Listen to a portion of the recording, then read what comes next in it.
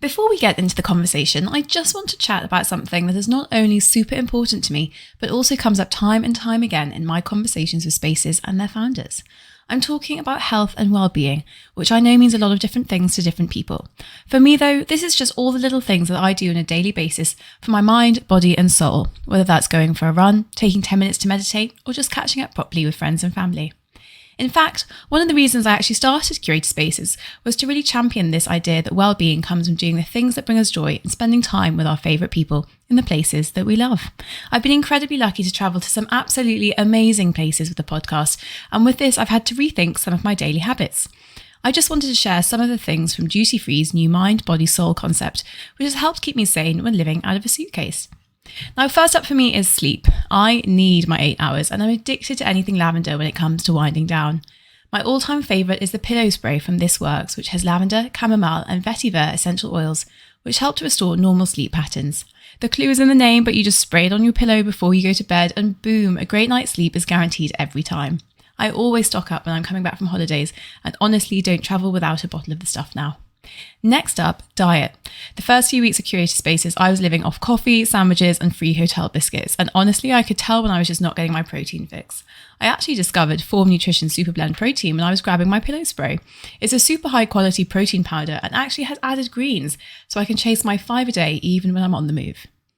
And now skincare. I have been obsessively applying SPF 50 every day for the past 15 years, and I have just started to add collagen to my routine with Vida Glow Natural Marine Collagen Sachets, which you actually put in your morning coffee. It's completely flavourless and is absolutely amazing for skin, hair and nails. I feel like autumn and winter really take their toll, and my new morning collagen coffee ritual has been such a godsend to help keep everything clear, smooth and hydrated. Finally, it's that time of the year when everyone starts getting sore throats, which is not ideal when you're trying to host a podcast. My friend was raving about the Biocol Labs sore throat relief spray, so I picked some up at the airport recently, and it's not only soothing, but also contains propolis, which provides immune defence as well. I picked some up at the airport recently, and it's not only seriously soothing, but also contains propolis, which provides immune defence as well. Now, a simple life is a good life, and you can actually find all of these products in Duty Free at Mind, Body, Soul.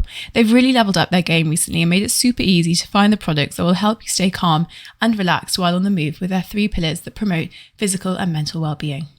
I should also mention that all of the brands featured in the Mind, Body, Soul Duty Free shop are carefully curated for their ethically sourced, organic or natural products with environmentally friendly packaging wherever possible. My flight was actually delayed the last time I was travelling, and I had the best time browsing through everything in store. I even treated myself to the new functional fragrance, which smells so good. It's like bergamot meets cardamom herby scent, and was also developed following research into the connection between the cognitive and the olfactory system, aka your brain and sense systems. It's an incredibly calming scent, and I've never been more chilled out by a late flight in my life. If I wasn't delayed, however, I would have been very grateful for the reserve and collect aspect of worlddutyfree.com, which means I can pre-order up to 24 hours before I get to the airport and pick it up on my way to the gate. Anyway, I hope this was helpful, and honestly, next time you're travelling, make sure to head to Mind, Body and Soul and stock up on all those wellness goodies to make sure you're feeling your best, even when on the move. Now, let's get into the conversation. Hello, I'm Molly Cooper, and this is a Snapshot episode where we bring you inside scoops from the travel, design and creative spheres.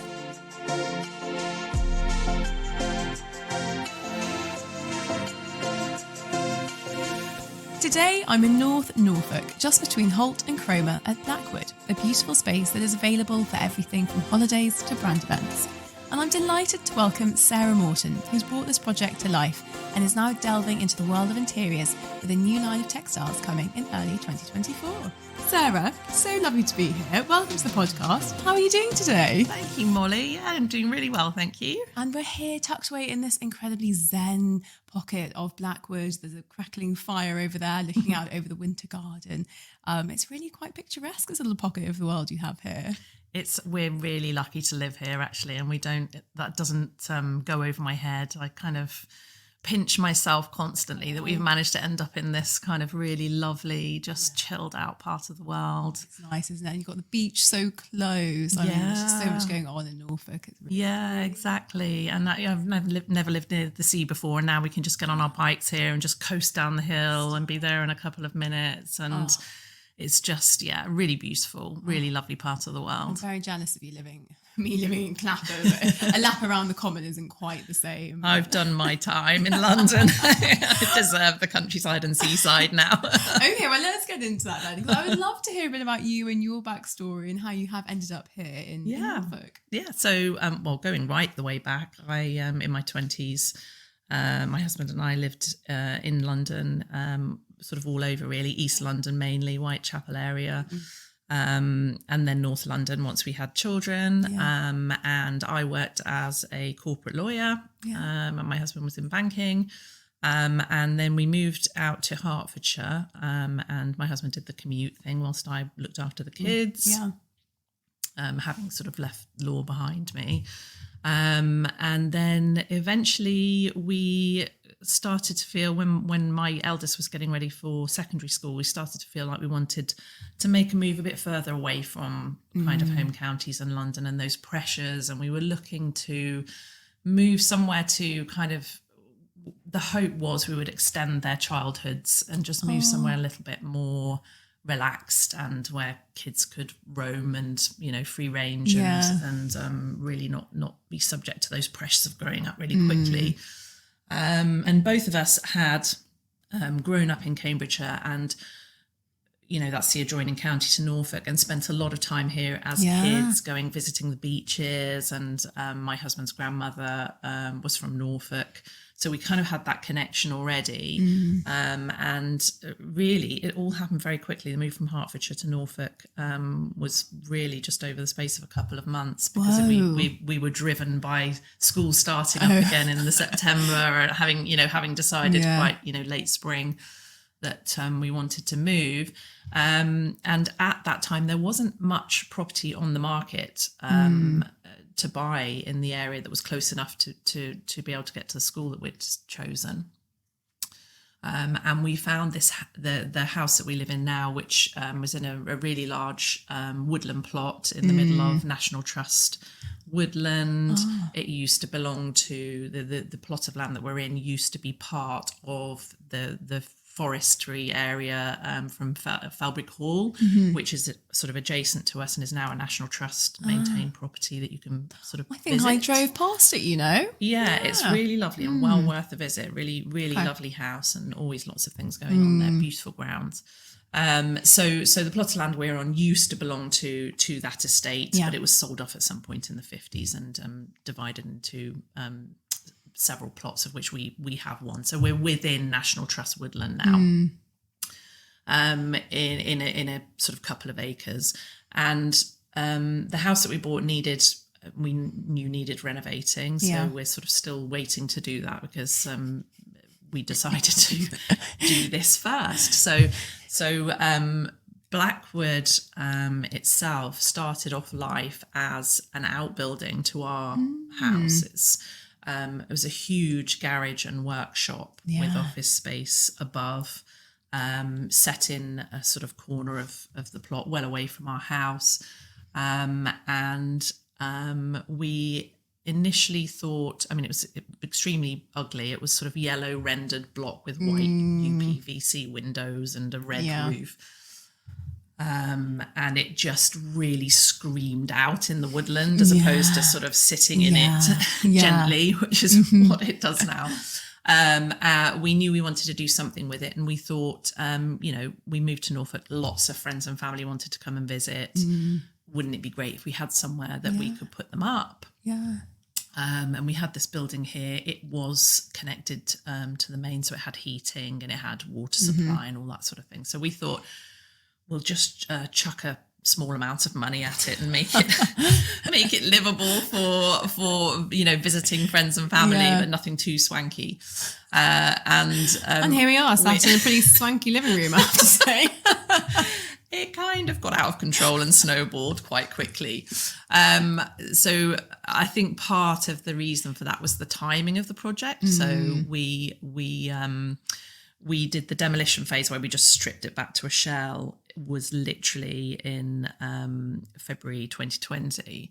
So we did about 2 weeks of demolition before we went into COVID lockdown. Yeah. So things pretty much stopped then. We didn't get builders back on site. The grounds people that had done the demolition went off. They'd done their bit. So we just had to live with this shell during the first sort of phase of the lockdowns.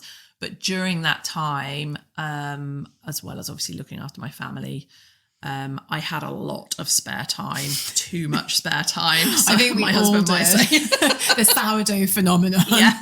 Well, instead of sourdough and banana bread, I I was busily obsessing over honing my interior style. Yeah. I'd always had an interest in interiors right back from even before I trained as a lawyer, you know, right back from kind of even university days when I used to really enjoy going to IKEA and styling my little room up.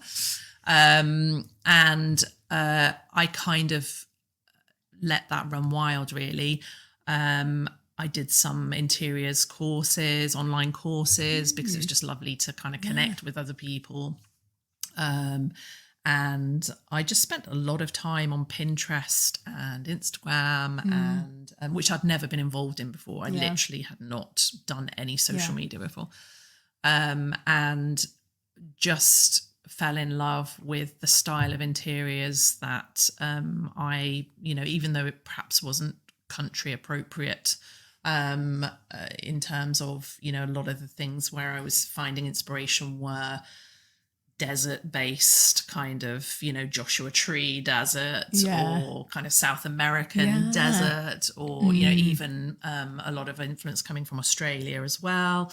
I just loved that kind of really pared back walls, what, you know, kind of light colored walls, light colored bases, but then throwing in lots of texture and earthy tones, and, you know, loads of really tactile materials like concrete, or, you know, in this case, micro cement. And, you know, everywhere, everything I was looking at was coming down to that. So I really managed to kind of hone that style, and, you know, that kind of, you know, desert vibe is kind of, you know, where I got to.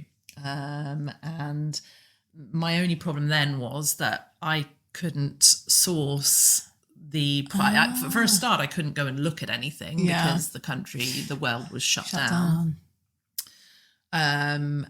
So I was purely shopping on the internet at that phase, and trying to find things that sort of fitted into that aesthetic that I had fallen in love with. And it turned out that there wasn't really that much available that really floated my boat in the UK. So I was really importing lots of pieces, you know, from all over, really, from Europe, but sometimes from Australia, and some from kind of America as well. And obviously that proves expensive. So, you know, when I say the project, certainly the interiors budget snowballed. I, you know, the initial intention of having this for friends and family, and maybe a kid's breakout space or whatever, went out the window really quickly when the budget that we'd set for the building, it was clear that the kind of finish that I craved wasn't going to fit within that budget. So we had to make a decision at that point.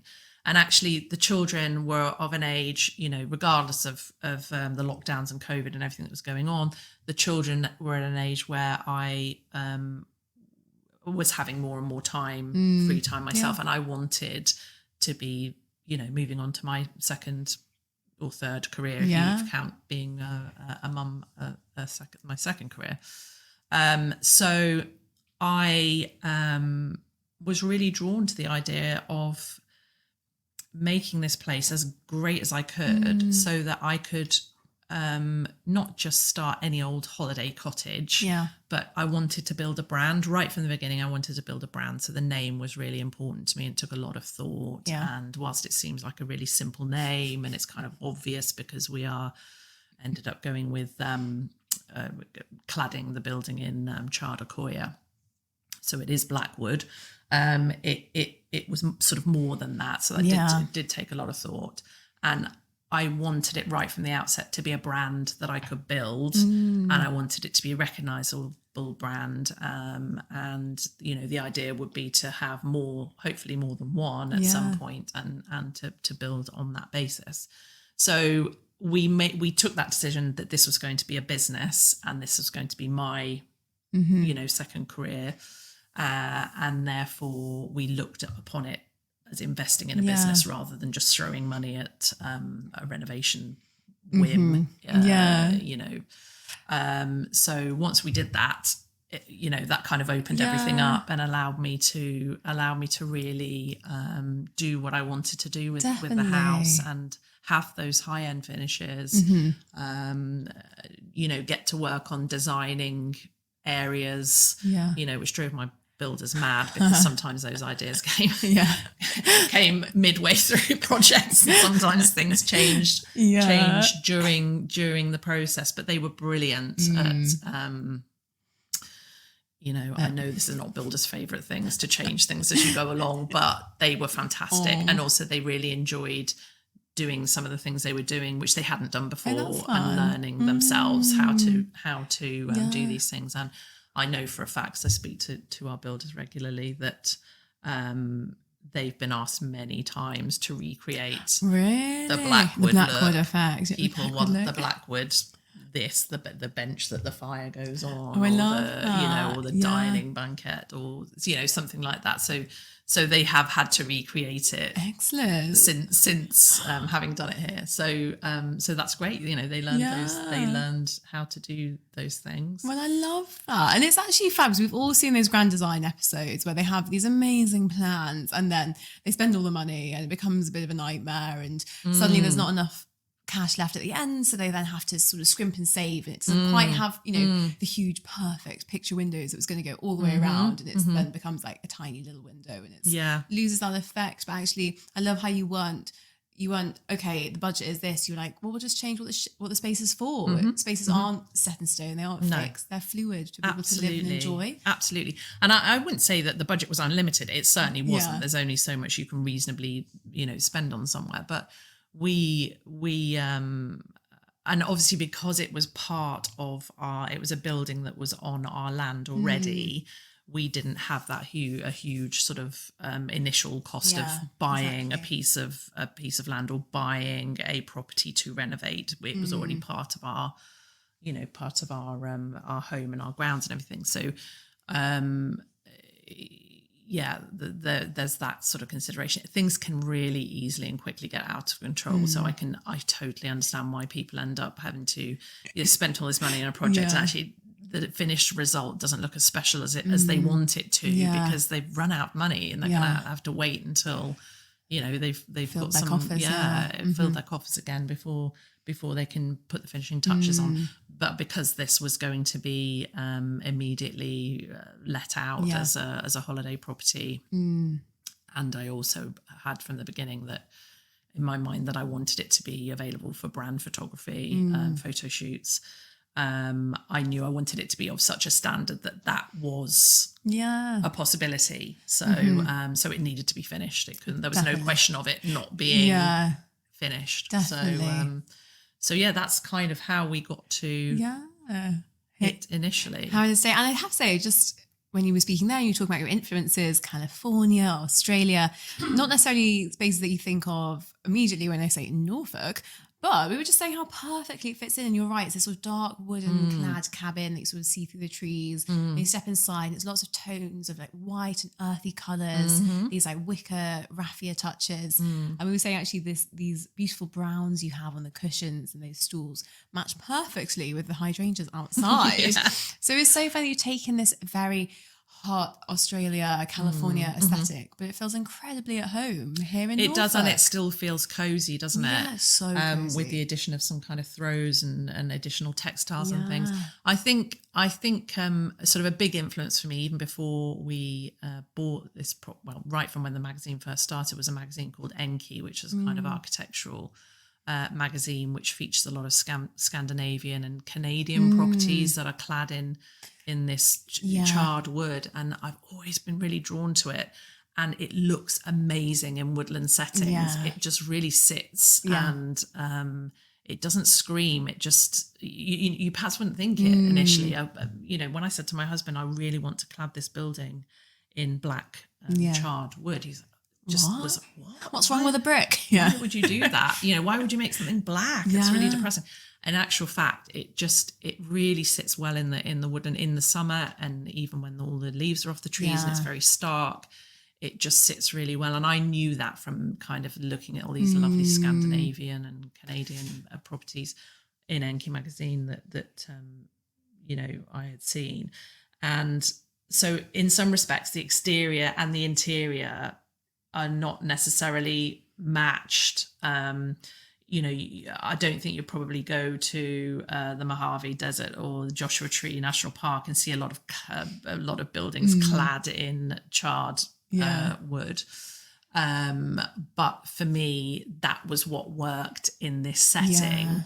And actually, I'm not a huge fan of very stark Scandi interiors. I often find them a little bit too stark. So I wanted something much warmer. So, whilst you can claim there are some Scandi elements in here, I don't consider my interior style to be Scandi at all. And in fact, as I say, my influences are desert. We had about a year ago, we had a Californian mother and daughter come and stay for a long weekend. And after they checked out, the mum sent me an email. And she said, we've had such a lovely weekend. We're from California. We loved the interiors. And in fact, I think this is some of the best example of desert chic we've ever seen. And I literally thought, I just feel seen. I feel so seen. Yes, desert chic here in Norfolk. Because actually, I don't think there's anywhere, I'm pretty sure I'm right in saying on our website, I don't mention desert chic because I don't want to sound like an idiot. Yeah, she's actually lost her marbles. I probably have mentioned it in magazine articles and that kind of thing that we've been lucky enough to be featured in. But she had spotted it straight away that was kind of the vibe that I was trying to go for. 100%. So I very much enjoyed that. Was one of my favourite feedback highlights. comments. Desert chic is here. Amazing. And then I guess I'd love to hear if you have any hands-on advice for maybe someone's thinking about doing a self-build, or maybe they're just interested in interior that maybe doesn't feel like a natural, it should belong here. How would you recommend people get started thinking about this and playing around with ideas and concepts? So I think if you've got no idea where to start and you haven't done anything like this before, you have got to do your research. So, financial research is absolutely so important because you've already touched on, so many people come a cropper with their budget. You have to be realistic. You have to understand that when you get your quotes in, a lot of times builders will quote for something that is really very basic and you don't want basic. The flooring might have a certain per square meter price on it. And then when you look for that flooring, you find that everything within that estimate that they've given you is disgusting. So you've really got to be all over that, but not let that put you off, because it is still doable even in these times where the price of everything has sort of soared so much. In terms, once you've got your plot and you've found your builders and you're happy with all of that and you've got your planning permission, you're ready to go. In terms of interiors, you should be thinking about that when you're thinking about builders and architects and all of that kind of thing, because it takes a really long time, especially if you've got no previous experience. I mean, I knew I loved interiors, but I would have said 3-4 years ago, I would have said my interior style or the interiors I love is more mid-century modern. I really like, I also really like Amber Lewis, who's an American designer. Really enjoyed looking at her interiors. And and also Sarah Sherman Samuel, who's a totally different style, but also really loved that kind of aesthetic too. I completely changed where I was headed once I started doing my research. So for me, because I was stuck at home and I only had the internet, I spent all this time on primarily Pinterest, really, is where I got my ideas from. And once I found a few pictures that I really liked, I made sure that each of those pictures would look right within the same house. So, you end up with a huge board of pinned photographs, and you just go through it periodically and take out the ones that you've put in there because actually you really like them, but they wouldn't look right in that house. If this was all one house, would everything in it flow and look right? And through that process of getting this board with pictures that could all be from the same house, even though they're not, you will find what it is that you're drawn to, and you'll see, am I really minimalist? Am I wabi-sabi kind of, really pared back? Am I a bit more than that, a bit more kind of Scandi, or am I, in my case, desert chic? Who knew that? Or, Australian beach house, or so many different things. There's lots of so many trends out there that are at the moment that are coexisting together and are really popular at the same time. You've got people, those who are into minimal and those who are throwing absolutely every pattern and clashing pattern and colour, and everything, and that's super popular too. So everyone's different. There's space for everything, isn't there? But the most important thing is to find what you love and not end up with, if you're lucky enough to be able to do the interior design of an entire sort of project all at the same time, which is sometimes financially difficult, but if you are lucky enough to be able to do that, you don't want to end up with a living room that's mid-century modern and a bedroom that's I don't know, American country ranch. You need to make sure that everything within, when you're buying products, when you're furnishing, when you're sourcing, you need to every single thing. Does this work or do I just like this? Yeah. Or does this really work in my scheme? And if you just like it, but it doesn't work in the scheme, then you mustn't buy it, because no matter how much you're crushing over those pink velvet cushions, do they really fit with desert chic? Exactly. It's just not going to work. It's not going to work. So, so I think that's such good practical, hands-on advice. And actually, you've now, by doing that, built yourself this really solid foundation, Blackwood. And you're now doing, of course, these incredible textiles off the back of that, and sort of building on this identity that you've made for yourself and for the space. So I'd love to hear a bit about what you've got coming up next year. Yeah, well, I just was incredibly lucky, really, to find that, through doing this, I feel as though I found my sort of second calling, and actually, interiors and this interior style and everything surrounding it, really, the making of textiles, the sourcing of textiles, particularly, even the designing of furniture and things that I want for my space. It's given me a real sense of purpose, and I feel like I was bursting with ideas at the time when I was sourcing things for Blackwood, but I was really struggling to find what I wanted. So a lot of my, as well as Pinterest, I invested in some interiors books. Lots of them were kind of, lovely, beautiful photography picture books from proper adobe houses and in the desert, and all sorts of different lovely coffee table books. And I was looking at them and seeing these amazing interiors and not seeing any of that in the UK, and not being able to find any of that over here, understandably, because it's not, as far as I know, it hasn't been a trend. It may have been a small trend at some point, but I certainly at the time 2 years ago wasn't able to find a lot of that kind of thing. So I was sourcing products. I made a decision that I was going to source a number of products from overseas because otherwise I just wasn't going to get the feel that I wanted. So I did ship things over at really a great expense, which, you know, we're talking cushions and we're talking small rugs and that kind of thing. Not furniture, obviously, but I was sad that I couldn't find that in the UK.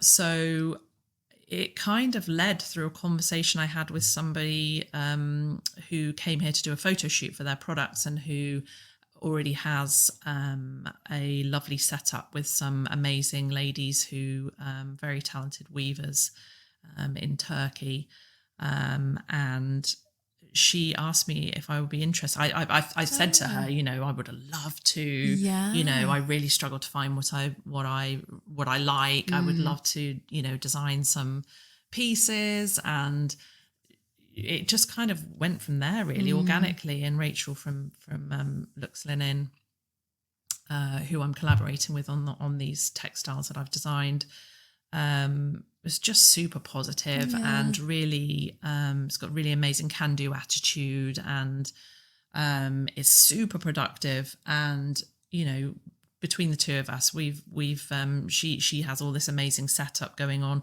I basically just threw some pictures of what was in my head, and and we've taken it from there really. So I've designed a small range of sort of capsule collection really of